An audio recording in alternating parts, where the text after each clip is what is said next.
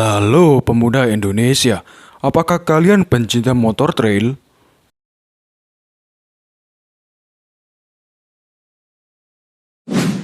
Memang banyak motor trail yang berkeliaran di jalanan Indonesia saat ini.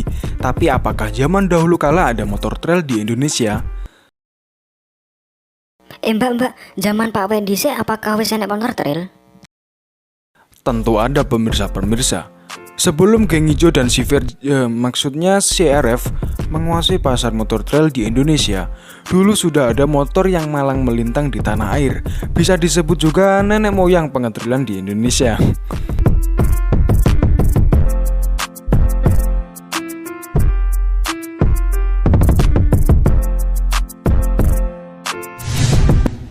Yang pertama ada pabrikan dari Suzuki, yakni Suzuki TS125.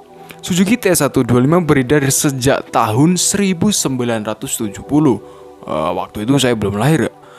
Kala itu motor trail mendapat tempat yang begitu luas di hati konsumen roda 2. Dengan model yang lagi tren saat itu, tangki masih menggunakan jenis yang sama dengan A100, yaitu panjang ke belakang, jok tebal, dan nyaman untuk berpasangan, maksudnya berboncengan. Suspensi masih menganut model ganda dengan lengan ayun bulat. Bulat seperti cintaku kepadamu.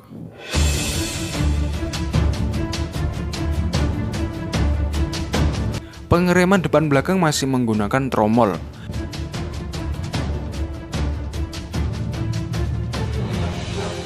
Mesinnya menggunakan tipe 2 langkah berkubifikasi 125. Mesinnya mampu menghasilkan tenaga 10,8 ribu daya kuda pada 7.000 rpm, serta torsi maksimum 100,43 Nm pada putaran mesin 6.000 rpm.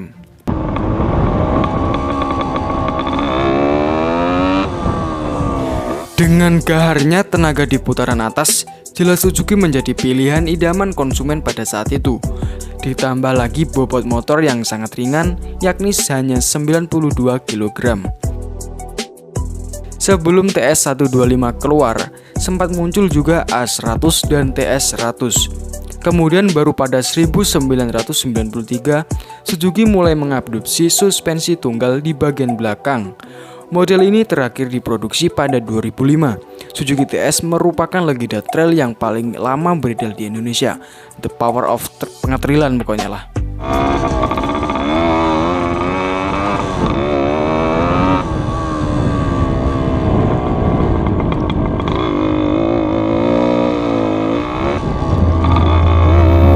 Dan trail kedua datang dari produsen Honda, yakni Honda XL125. Trail XL125 diproduksi Honda untuk menyaingi popularitas Suzuki TS125. Meskipun XL125 ingin bersaing dengan TS125, namun produksi Honda ini memiliki diferensiasi, yaitu menggunakan mesin 4 tak. Saat itu, Honda memang konsen menjual produk dengan mesin 4 tak, yang disebut-sebut atau yang dibilang-bilang oleh Honda lebih ramah lingkungan. Honda XL125 mampu memuntahkan power 13 daya kuda pada putaran mesin 9.400 rpm dengan top speed 114 km per jam. Selain XL125, Honda juga menjual XL dengan kubifikasi 100 cc. Trail Honda XL125 dijual sekitar 1970-an. Model XL125 masih mencontek desain CB125. Dari desain mesin serupa dengan milik CB, tetapi tangkinya pun hampir serupa namun dengan desain lebih kecil. Jok tak seluas milik CB dan cenderung lebih nungging. Kayak suspensi belakang masih menganut model ganda. Pengereman masih menggunakan tromol.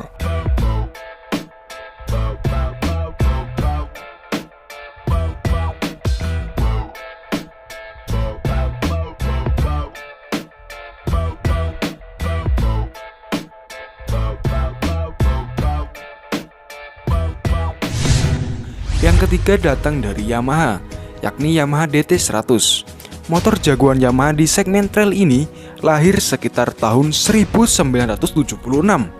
Motor ini menggunakan mesin berkubifikasi 100 cc dengan tipe 2 langkah dan memiliki 5 percepatan dan tangki bahan bakar mampu menampung bus sebanyak 6-7 liter bahan bakar. Suspensi juga masih menggunakan model ganda. Saat itu, model trail masih kecil porsinya. Untung-untung sudah ada motor trail.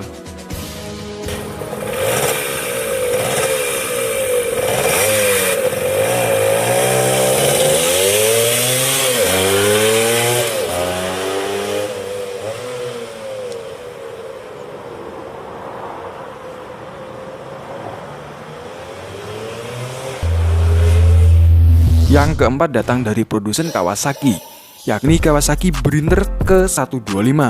Motor ini lahir pada tahun 1981,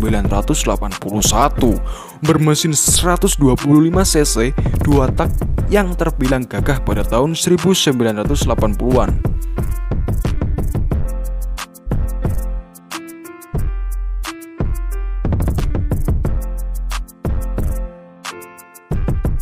Sprinter ke-125 diluncurkan oleh Kawasaki sekitar tahun 1981 di Indonesia, bumi kita tercinta. Sprinter ke-125 memiliki suspensi depan yang panjang, begitu juga pada swim armnya juga lebih panjang lagi teman-teman, sehingga terlihat kokoh dan lebih garang. Sedangkan pada tangkinya dengan bentuk Volcano yang lebih modern dibanding motor trail produk lain yang masih memakai gaya lama pada masa itu. Tampilan Sprinter ke-125 didesain langsung oleh pihak Jepang.